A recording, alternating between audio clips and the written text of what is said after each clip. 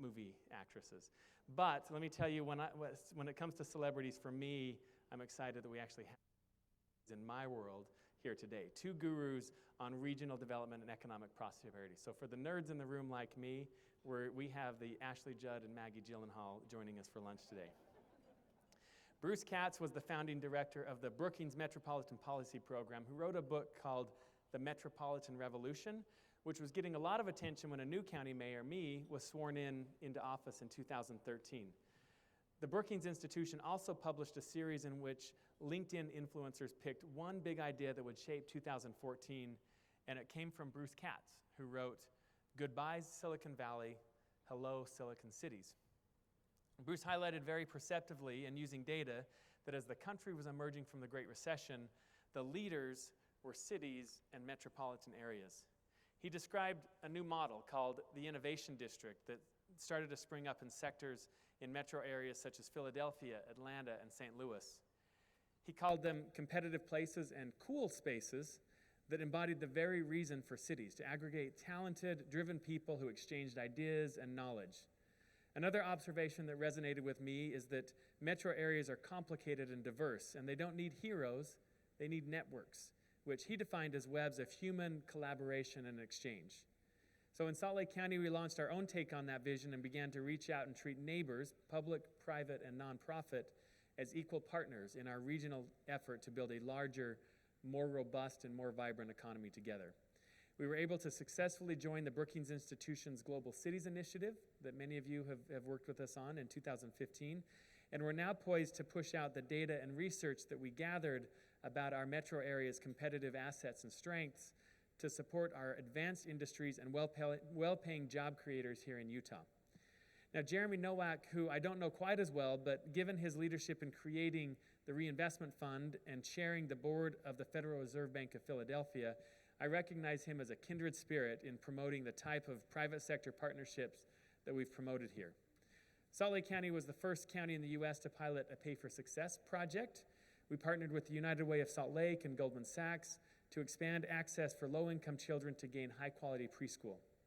That sparked our follow-up with 2 additional Pay for Success projects, partnering with the Sorensen Impact Center and the University of Utah's Criminal Justice Center. We're tackling homelessness and recidivism, 2 long-running challenges that not only have unacceptable human costs, but also expenses to county taxpayers.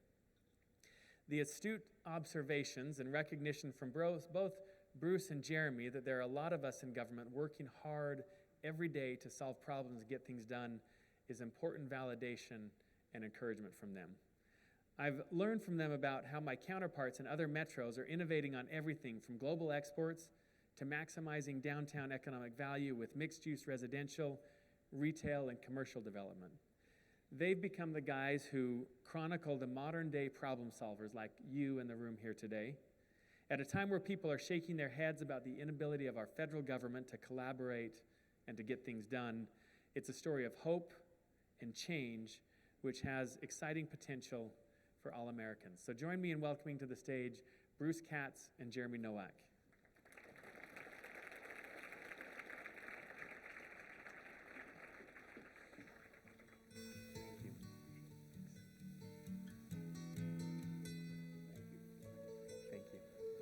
So, let me just make sure all my gadgets are off. So first of all, I want to thank Ben for that introduction and all of you for being here today. This is literally my first time in Salt Lake City. I'm going to get even rid of these gadgets, even though they're all off. And you live in a beautiful place. I mean, it's just really one of the most remarkable places I've ever been to. And what I want to talk about, and I just want to make, where are the screens? They're on that side. Both sides, okay. Jeremy and I wrote this book as an act of optimism. And we really wrote this book with people, frankly, like yourselves and Ben McAdams in mind. You know, if you read the introduction, it'll quickly say, power belongs to the problem solvers in the 21st century. And you're the problem solvers in our nation and many others. So let me walk through sort of a quick overview of the book, and I just need to get this monitoring system here so I know which slide I'm actually talking about. It seems like it may have gone to sleep. Let's see. Well, I'll start because I know what the slides look like. Are you seeing slides on the side? Oh, I'm 3 in. Okay. If there's any way to turn the monitoring on, or the other option is for me to just walk down and then I'll see it. That Plan B. Plan B. Elvis has left the building. So let me go back. Boom. Okay, thank you. So we wrote this book, and you know the context is not going to be surprising to anyone in this room. Everything has changed, right? Economy, technology, society, politics, everything has changed. And this is what we focus on. We focus on the political disruption at the national level, whether it's the Trump election in 2016, and this is not a partisan comment, but we're talking about disruption. Or we talk about Brexit in Britain, or sometimes we go down to regional level and we talk about, you know, Catalonia trying to secede from Spain. What we're focusing on is more structural, right? It's really the convergence of the local and the global. We're living in a period where the role of the nation state is being fundamentally diminished, and the role of the city-state is essentially being elevated. And that's because the market and people are choosing cities and counties and metropolitan areas as places to locate businesses, raise your families, yada, yada, yada, yada, right? And places like Salt Lake City and Salt Lake County and Salt Lake Metropolis are actually able to compete in very profound ways today because you aggregate and accumulate the assets that the economy wants, the knowledge, the talent, the capital in very small geographies. So these are structural changes at play in the world. They don't get the same kind of, you know, media attention as the tweet of the day or whatever the other disruption. Or did the federal government open today? I didn't. Okay, good, they're open. Cities are always open for business, by the way. So why do cities matter? Very quickly, because again, they're the hubs of innovation and productivity. When your economy is humming, you're creating economic opportunity. Even the advanced economy, for the most part, employs people who don't get PhDs. They get credentials from community colleges. They're diverse. They're naturally democratic. It's not just you vote for Ben, representative democracy. You have a participatory democracy, right? People engage in problem solving. And sustainable development. If we're going to solve climate, if we're going to deal with environmental challenges, this is the level in which we're going to deal with this stuff because it's buildings, transport, and energy at the end of the day. So this is why cities and counties really, really matter. What's going on today in the United States and Europe and other parts of the world is power is shifting downward in the world, from nation states to cities and metros. It's shifting horizontally from public sector alone to networks of public, private, civic institutions, universities, and then it's moving along these global circuits of ideas, innovation, and capital. So this is a structural change.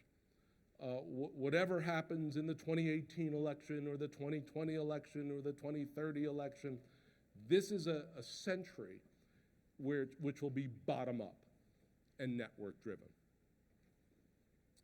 So, you know, we wrote a book, right? But, you know, I'm at the Brookings Institution. What are you going to do? You write books. But we wrote a book where Jeremy and I were really trying to capture and codify what we felt was like a new philosophy and practice of problem solving, right? Bottom up rather than top down, network driven rather than government alone, interdisciplinary rather than specialized. We were really trying to understand what was happening because we don't lack for problems, right? whether it's traffic congestion, whether it's housing affordability, whether it's environmental sustainability, whether it's homelessness, social mobility. We can go on and on about the problems. The question is who's solving the challenges. And we felt increasingly that really is going to be bottom up. So as we thought about this, we thought a contribution to the field in a bottom-up world would begin to capture those new models of growth, governance, and finance that were happening in the United States and Europe so that other cities could adapt and adopt the lessons, right? It's never perfect. I mean, you know, sometimes, particularly when you talk about European countries, there's big cultural differences and so forth. But that's what we were trying to do in this book, capture these new norms and models. So let me walk through that very quickly. So who's at the vanguard? I actually think this city and this metropolis are at the vanguard of new localism. And when we write the next book, it'll be like Godfather Part 2. It'll be better than the first book, right? But we should at least start with the, you know, some great examples. Let's go to Pittsburgh. Okay, in the late 1970s, what happened in Pittsburgh? The steel industry basically collapsed overnight, right? Tens of thousands of jobs gone, right? Literally overnight. Around the same time, who remembers 3 Mile Island? This will be a generational issue, right? So around the time, we had a 3 Mile Island nuclear disaster, okay? The China syndrome, essentially, right, near Harrisburg, Pennsylvania.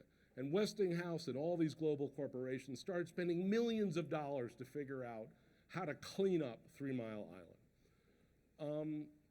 Eventually, they had to come to Carnegie Mellon, and this guy sitting on top of whatever he's sitting on top of, Red Whittaker, who was one of the first roboticists in the world, right? Because at the time in the late 70s, if you wanted to find a robot, you would go to the Ford auto plant somewhere, and robots would just sit there and spray paint the cars as they came by. He built flexible robots in the basements of Carnegie Mellon. And as they were beginning to think about cleaning up 3 Mile Island, he and his team of children began to invent mobile robots to send into the basement to figure out how to proceed with the cleanup. You fast forward 40 years, because it literally has been 40 years, and this focus on the future, robots, artificial intelligence, machine learning, big data analytics, autonomous vehicles, that's what Pittsburgh is today. It's literally an innovation playground. And all of it's centered in this little small innovation district, which is less than a square mile, where Carnegie Mellon and Pitt and the University of Pennsylvania Medical Center all basically co-locate. That's the new 21st century geography, right? Because when you have a networked economy and where ideas come from faculty and students and startups and scale-ups and mature companies all working together, what you want is density. So, you know, at the end of the day, what do cities want to do in the 21st century? You want to be at the ground floor of a next generation technology, which may start in the lab, may ultimately be prototyped, and then move to ubiquitous adoption. These are the 5 next generation technologies that Pittsburgh, because they invested at scale in a sustained way on these centers of excellence in their universities, this is what they're doing well. So, you know, Pittsburgh is sort of like an it city now. You go there and there's like an Uber car, you know, autonomous vehicle driving around, and you can get one if you want to. It's like basically the taxi fleet. But it's more than just autonomous vehicles. It's all these next generation technologies. And when you go to Carnegie Mellon and you go to Pitt, you see the technologies. They're not like hidden behind the walls. And so a lot of big domestic and technology companies just come to you, not like the Amazon competition where you throw a lot of money at them, right? The old smokestack chasing kind of model. They come to you because you have talent, and they come to you because you know something that no one else does. So the lessons from Pittsburgh, and this is the growth model, is think like a system, think across all these different areas of technology and commercialization and company evolution, but act like an entrepreneur. The philanthropies, the universities, the public sector, the corporations in Pittsburgh, because of a crisis, they began to sit together and invest in next generation technologies. And so they want to be a brain belt. They want to be the best 21st century version of themselves, and they want to invest for the long term, philanthropic investment, right? So Pittsburgh is incredible. It's a 40-year-old overnight success story. And it's all about excellence. It's all about excellence and next generation technology. Let's go to Indianapolis. How many people have been to Indianapolis? So in the mid-1970s, if you went to downtown Indianapolis, literally there was nothing there. And the big thing that people would do on the weekends is men with shotguns, I presume women don't really do this, they went downtown and shot at pigeons. That was the excitement in Indianapolis. You know, how many people have heard of Kurt Vonnegut, you know, the great novelist?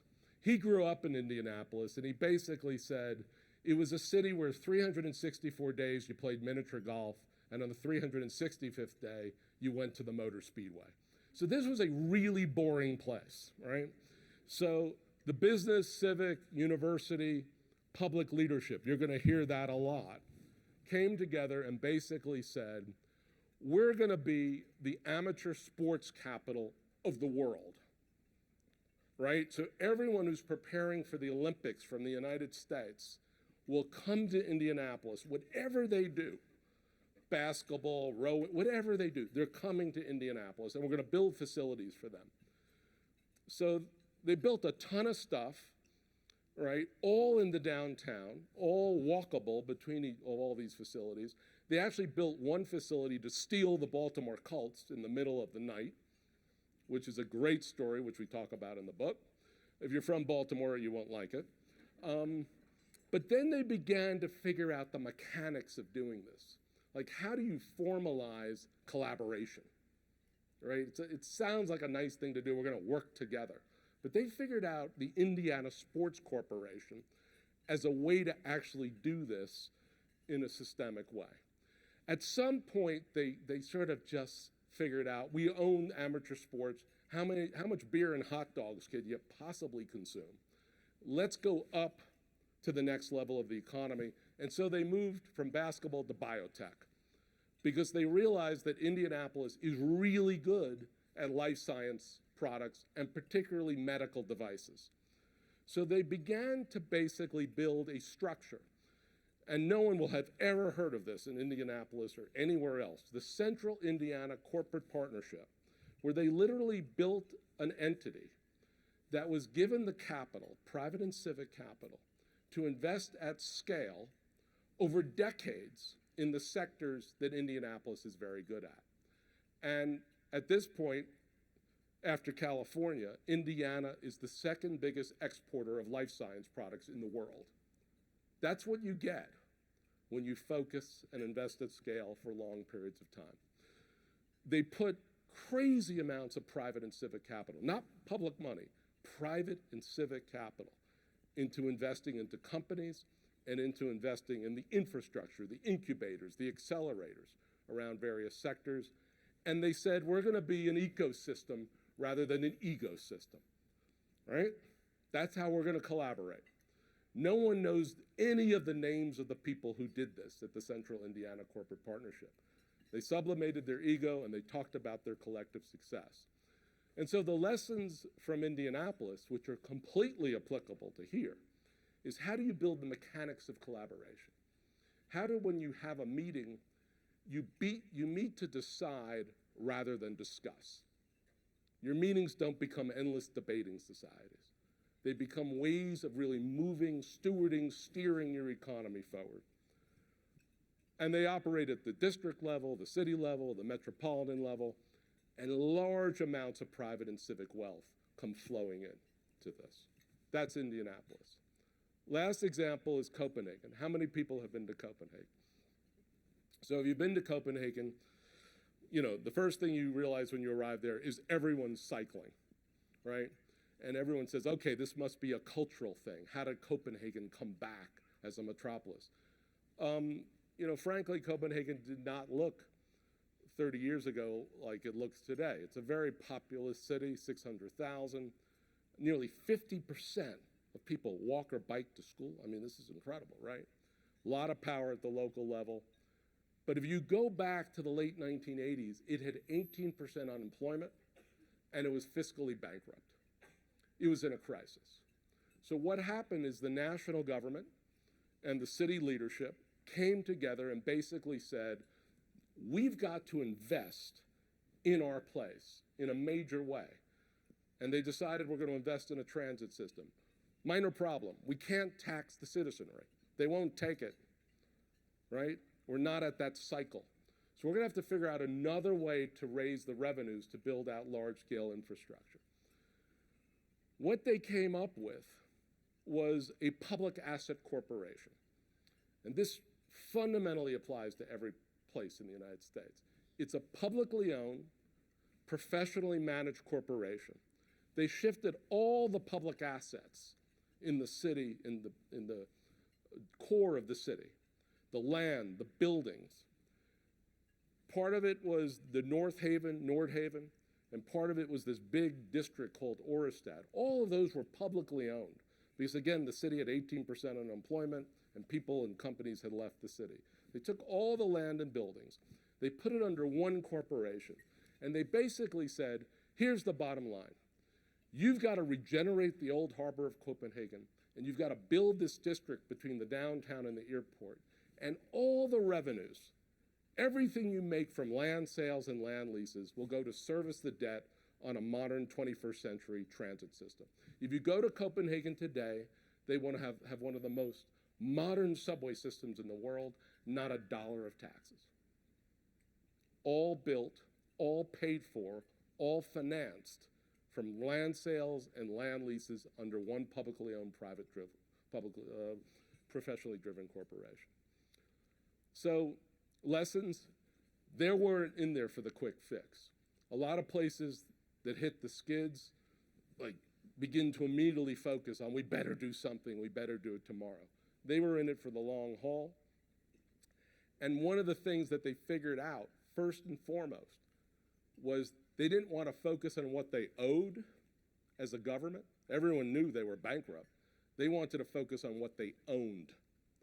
And they wanted to know the value of those public assets, and then they wanted to repurpose them for investment in something that would pay off for generations. So these are three models. They're three stories. They're 40-year-old stories, 30-year-old stories of places that really had a crisis, right? And they had to figure out a different model of growth, governance, and finance. Well, guess what? We're all in a crisis today. The national government, like Elvis, has left the building, right?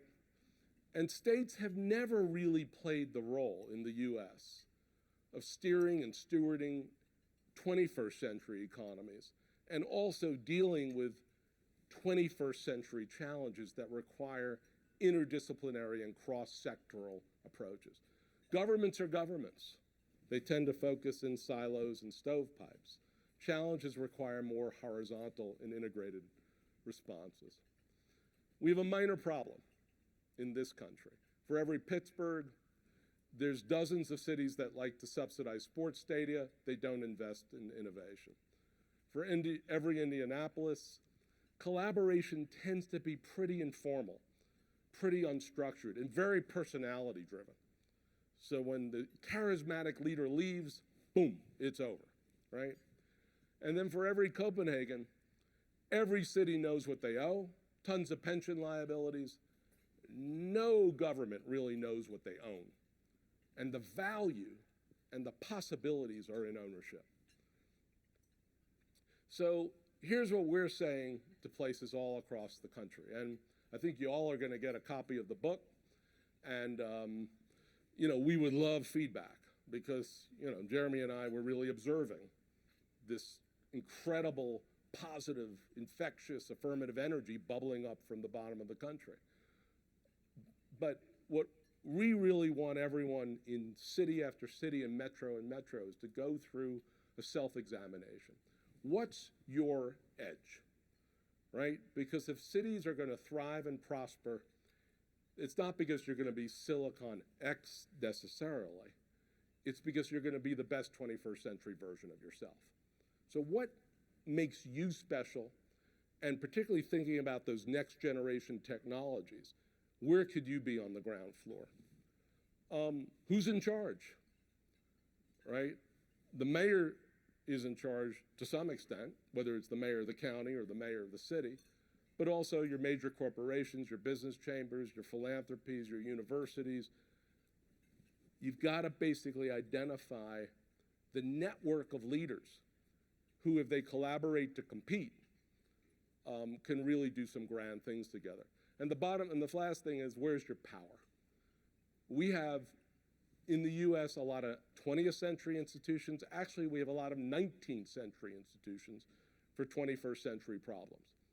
How do we repurpose our institutions like Copenhagen did, like Indianapolis did, whether they're public-private, whether they're private-public, whether they're private-civic?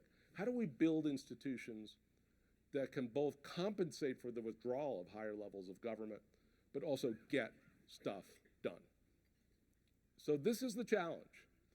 I mean, we are hyper-realists. You know, it's like, there's a lot of folks who really are basically, it's almost like, let's just put our head in the sand, and maybe in 3 years, it'll be better. The storm will have passed, right? This nightmare will be over. The country will revert to some kind of bipartisanship. We're not sure.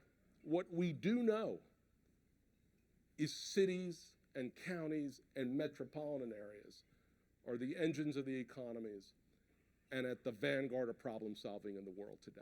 That's what we know. That's what's structural. And so as you read this book, we're really calling on people like yourselves to help, not us, help yourselves think through what's going to make the best Salt Lake City, Salt Lake County, Salt Lake Metro for the next 25 to 50 years. From this level on up. That's what success looks like. Thank you very much, and look forward to the conversation.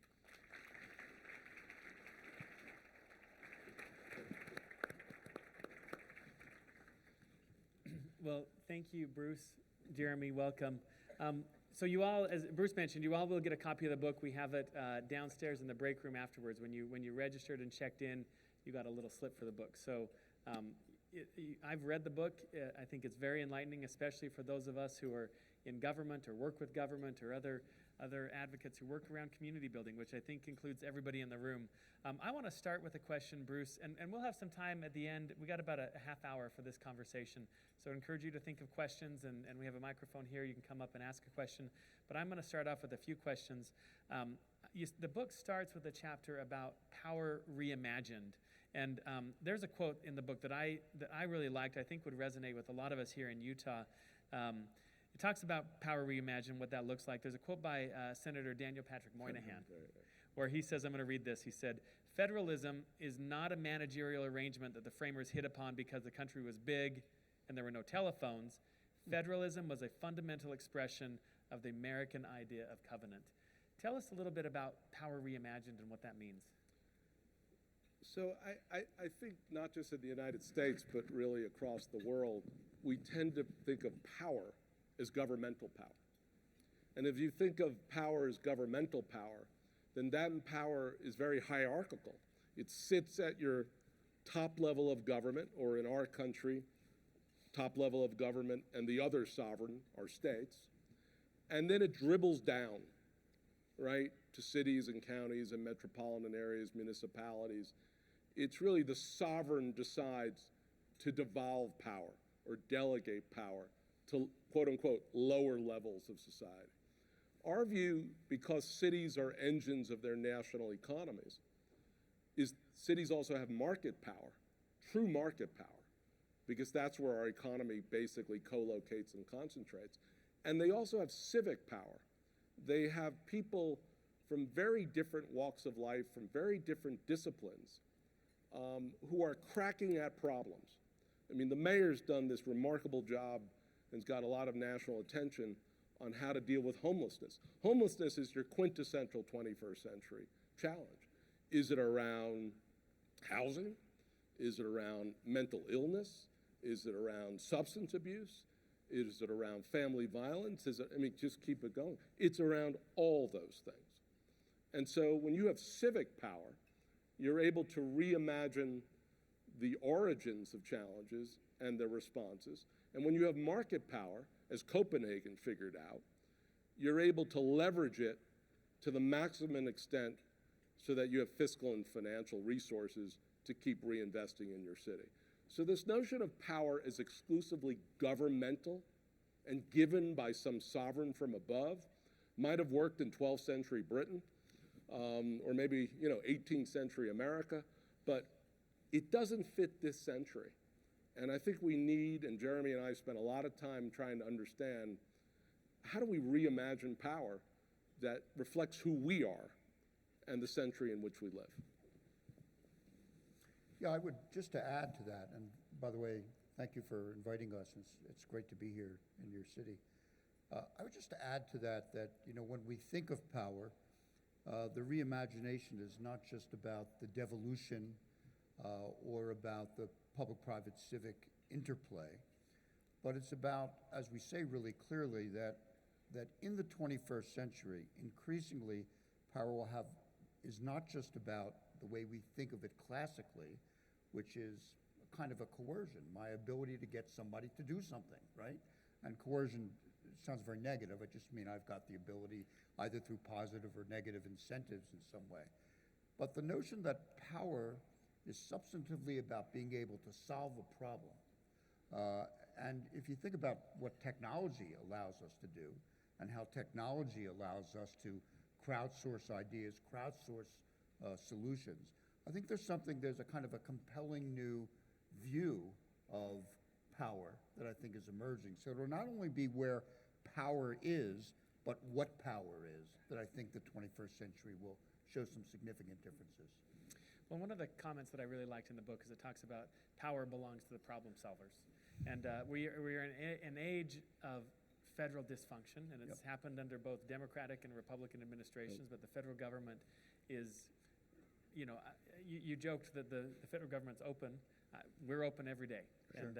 And more we're relying less and less on the federal government to solve our problems. So I think new localism arises in an age where, in the absence or in the vacuum of a federal government, but how does new localism fit in the age of what is the proper role of a federal government, would you say, Sure. and how do we work? What would a well-functioning federal government look like in a new localism framework? Yeah, I mean, it's a great question. So we're really clear in this book that there's a significant role for the federal government. Federal government, obviously, in terms of security, in terms of safety net. It's much easier if you're going to pursue redistributive economics. It's always easier to do at a higher level of government, so that firms and individuals can't opt out. So there's a role in terms of the safety net. There's a role, obviously, in terms of the protection of civil rights or the protection of the integrity of markets and the rule of law. There's a significant role in terms of investment into research and development, which has been a big part of what the federal government has done. I think so. There's a role. I think the question is, in many issues, who takes the lead? And I think the vision for a new way to think about federalism is to think about the locals as the initiators. We could think in decades from now, hopefully sooner, we could reverse engineer this a bit so that what will solve your homeless problems better than the federal government, better than HUD, and there won't be a one-size-fits-all, but the solutions will come from your collaboration, your understanding of the problem, and you will reverse engineer it from here back to there. And that's true not only for homelessness, I mean, we mentioned that because you have some deserved recognition around that issue, but that would be true for transportation systems and for other kinds of infrastructure investments, or for what you want to do with R&D. I think increasingly, because of the role of the local, as Bruce said, there's a convergence now between the global and the local. And most people live and most economic value is created in the U.S. and America's metro areas.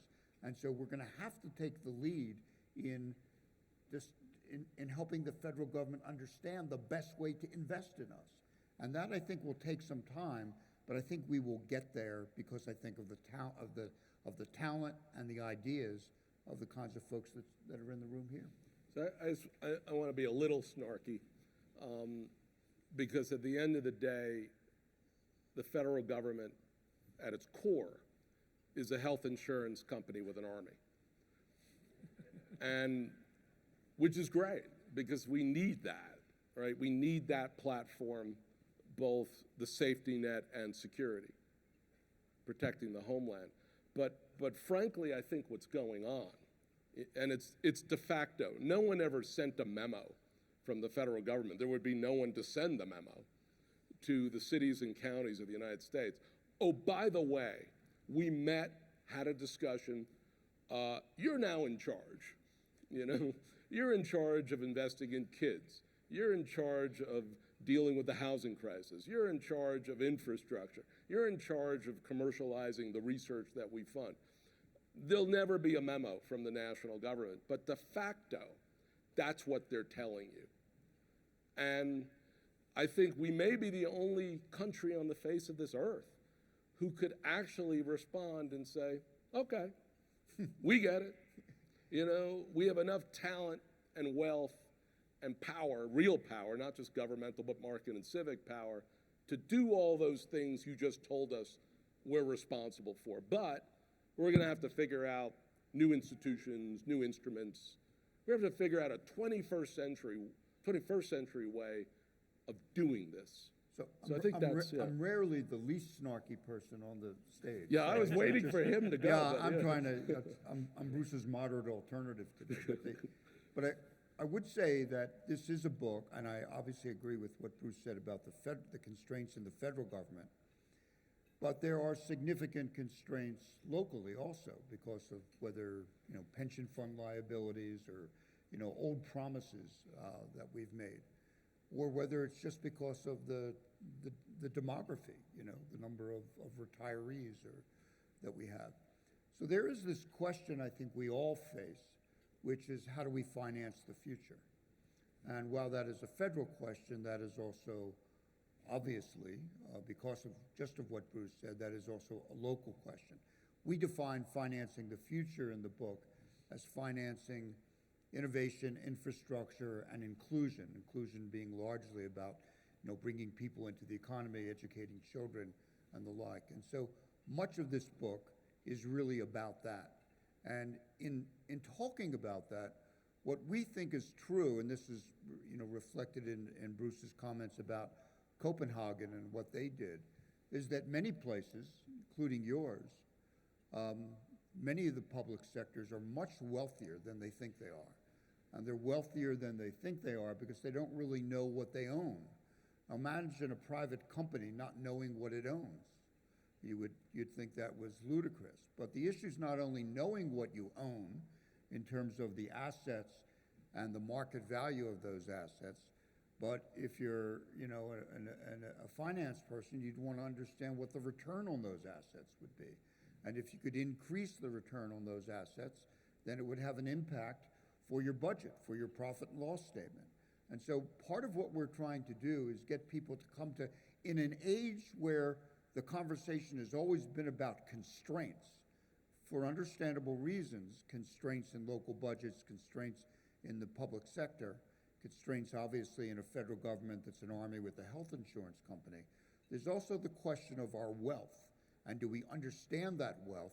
Do we know what it is? Do we undervalue it? And could we manage it better to generate new wealth that, in the example of Copenhagen, would create a 21st century transportation system?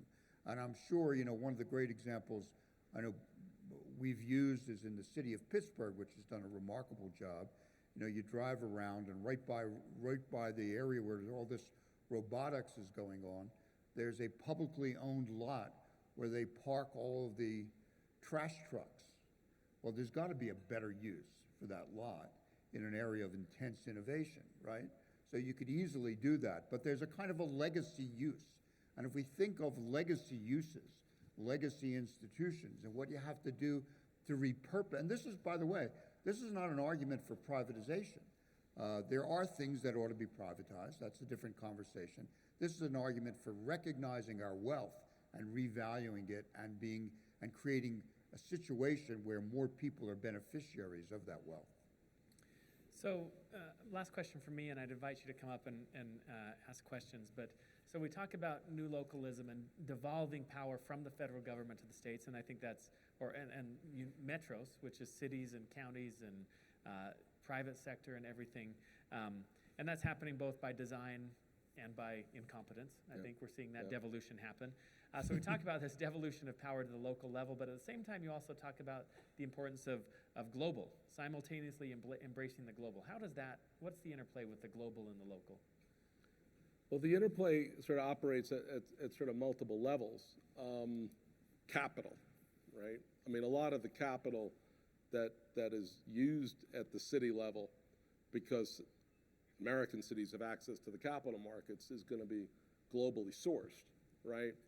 And there are global institutions, and we could talk about Denmark and Sweden and Finland. There are global financial institutions that are basically building financial products for the 21st century. The green bond movement, essentially, green finance, nature-based solutions. That's really coming out of Scandinavia and Germany. So there's a local to global connection around capital. And being a first mover in a place like the United States, where you're just not getting capital without any specific purpose or any name on it, but you're actually going to some of these institutions and trying to adapt their instruments into our country. There's another piece of the global, and we've been thinking about this.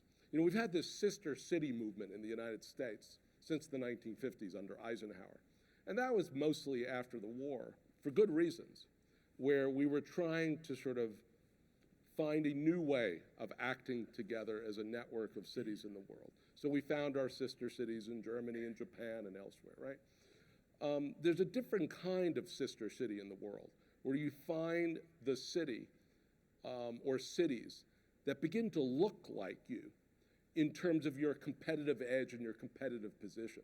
So we were talking earlier today, about what could be a first mover position for Salt Lake City in genetics and genomics, for obvious reasons. Well, who are your sister cities in the world? It might be Jerusalem, right? Because a big genomics industry is growing in Israel for some of the same reasons that it's growing here. And so the local to global is not like, let's get a passport, let's travel, isn't it good to get outside? And I recommend that, but I think this is very focused kind of local to global connections around ideas, around capital, around competitive collaboration with cities around the world that ultimately redound to your bottom line. We sometimes forget, that this came up in an earlier conversation today. We sometimes forget that the modern nation state is only, 300-400 years old, and it was preceded by multi-ethnic empires and by city-states. And this is not to sort of, say that what we need to do is to, scrap the nation state. And both Bruce and I are good Americans who care about America and America's role in the world. It is to say that in a world of globalization, where people, ideas, and capital travel in a nanosecond around the world, where institutions, what once seemed like familiar institutions, whether they were universities or cultural institutions or firms, companies, are increasingly global, how they're funded, who their customers are, what their leadership is. That world has fundamentally changed, and with those changes happen, that the meaning of the nation state and the role of the nation state, it will still retain certain functions, that the meaning of the nation state and its role will change in some way.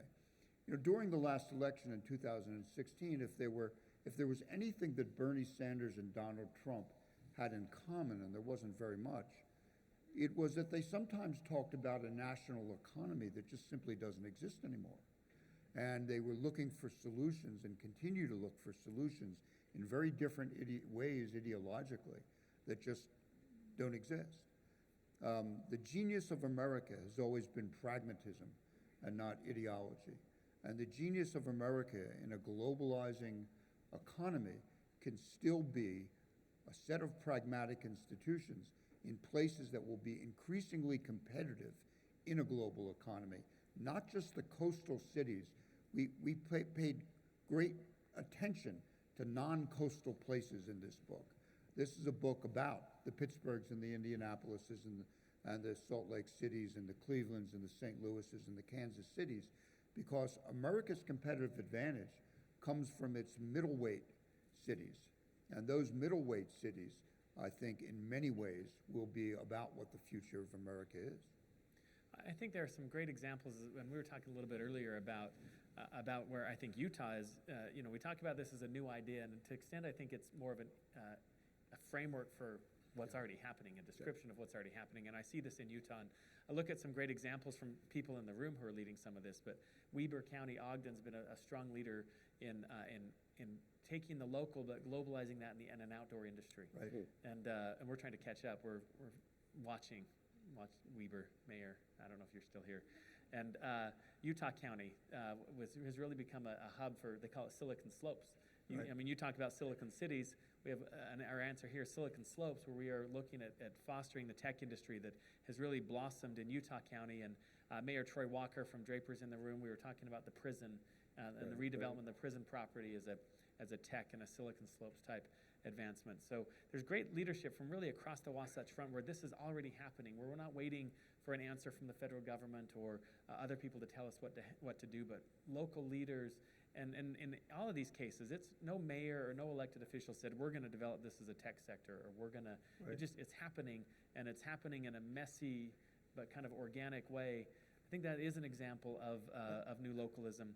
Go ahead. That messy and organic way, Mayor, it's interesting you use those terms. That's the term we use for thinking about how cities were built in America. It wasn't a function, wasn't a byproduct of federal policy. They were built in that messy, organic way where civics and migration patterns and markets sort of come together and clash. And they were, messy is about the most technical term I can use that I can think of for how places. So the idea that we think the reinvention of cities will come from some kind of federal mandate is silly. It'll come in some ways from probably an equally organic and messy process as we described. Any questions from the audience? I would love to hear you talk about, and I think this may be applicable to many in the room. We have a lot of elected officials in the room, but a lot of people who aren't elected but are community leaders. And to talk about, let's throw it to the audience first, and then we can come back and I can finish that thought. Go ahead. Dave Etkoff, civil engineer, University of Utah. You answered a question I was wanting to ask this morning. What's the role of the private sector in all of this thing that should be happening? And I specialize in infrastructure. And one of the things that we face in the infrastructure business is the reluctance of government to spend money on infrastructure because it takes taxes. And we all know taxes are evil. So increasingly, infrastructure is being built with private funds, right, with private investment. In fact, 80%, and I don't know if the percentages, I have to go look of what percentage of infrastructure comes from the federal versus 25 cents. 25 cents comes from the federals versus the locals. So we are, and so there are funds all over the world that are looking to do infrastructure deals, which is complicated. You know, the triple P deals, public-private partnerships. There are lots of models for it. It means being able to utilize the revenue, you got to toll it, the revenue to be able to pay for the private investment. But I think we are going to be in a situation where, you know, we have both the useful life of infrastructure that we built in America in the 50s on that is coming to an end. And we've got the need to do new infrastructure for the 21st century to make it much more sustainable and to accommodate our growth and development. So it will come from public-private civic. I think that means that the publics will have to figure out ways to negotiate relationships with private investors so that they can protect the public good.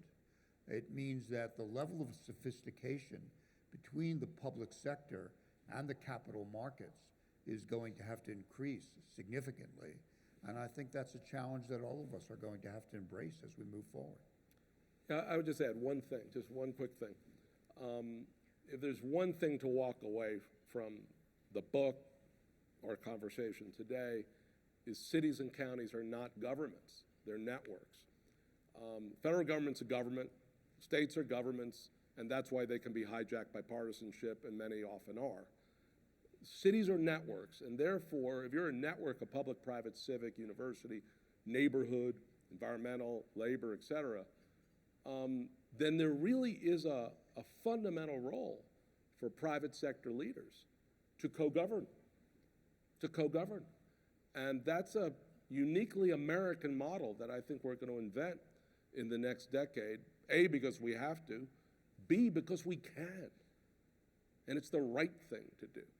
So I would say there's probably a lot of people in this room from the private sector, or as we go through the next 2 days, there's a role for you to steer and steward your economy in collaboration with the democratically legitimate elected officials. Step up, do that role. Let's figure out the new institutions where you can perform it well. Thank you for this. I've really been enjoying this conversation. My name is Sarah Hinners. I'm an urban ecologist in the Department of City and Metropolitan Planning here at the University of Utah. And I'm really looking forward to getting my hands on the book. But I haven't read it yet. So I don't know what is and isn't in it. But I'm going to ask you a question That means we can make that up as an answer. As we go Awesome. along. Yeah, I great. do that all the time. I won't tell. So my question is really a question about what we're not talking about. And in my mind, what we are not talking about in this conversation is rural areas. Yeah. And I would like to know if you see rural areas as being sort of on the other side of the urban-rural divide and not part of this conversation at all, or are they sort of clinging on to the hems of the city-state skirts, or what do you see as the role of rural areas and rural economies in this conversation? Right. So this is a book that does not address that directly, but it's a great question. So with very limited rural economic experience, let me answer it. So about 50% of rural America lives within metropolitan communities. So they're part of the labor market shed, and if we do the right infrastructure investments, we can have an impact there. But many of the principles we lay out, we think are also true for rural areas, knowing who you are, investing, strategically in who you are. But I would say, and this, I hope this doesn't come off the wrong way, but I think there's been a crisis not only in this country, but throughout the world in rural economies. And that crisis has to do with all kinds of complicated things about the way we organize the economy, the way we've industrialized certain aspects of the rural economy. The U.S. became majority urban in the early 1920s. The rest, globally, and by the way, we were the first nation in the world to become majority urban. We don't think of ourselves that way ideologically. We're essentially an urban, first major country to become majority urban. The rest of the world will become majority urban. It became majority urban 2007, 2008. The world will become 2/3 urban in just a few decades, and the mega cities will not only be the Mexico cities, which are now, depending on how you look at it, are 25 or 30 million, but they're becoming the new cities that have emerged in China, the African cities like Lagos and many other places that are just incredible challenges for infrastructure and for inclusion and many other things. This is a global problem. It's a crisis in many ways. It doesn't, I think, detract from the idea that cities and metropolitan communities are kind of the vanguard of this problem solving. But it does say that we have to be very careful to not leave behind people and places.